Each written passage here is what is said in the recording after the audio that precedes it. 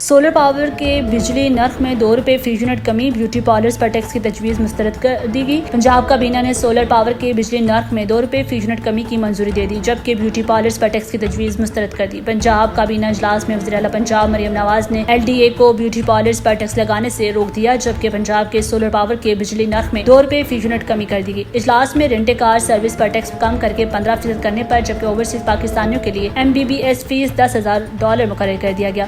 دیگر صوبوں کے MBBS امیدواروں کے لیے MDK ٹیسٹ پاس کرنا لازم قرار دیا گیا۔ وزیر اعلیٰ پنجاب نے اسموک کی آمد سے قبل انتظامات مکمل کرنے کی ہدایت کر دی۔ لاہور میں Maryam Nawaz ration card pilot project کے اجرا، انٹرسٹ فری الیکٹرک ٹیکسی کے منصوبے کی منظوری دے دی۔ اجلاس میں پنجاب بھر میں 8,084 کالج ٹیچنگ انٹرنز کی بھرتی کی منظوری، اسکول ٹیچنگ انٹرنز بھرتی کی منظوری دے دی گئی۔ کابینہ نے کھیلتا پنجاب کے ایتھلیٹ کے کھلاڑیوں کے لیے E-بائک کی فراہمی کی منظوری بھی دے دی۔ وزیر اعلیٰ پنجاب نے غیر سرکاری اداروں کے زیر انتظام فلٹریشن پلانٹس کی مرمت اور بحالی کی اجازت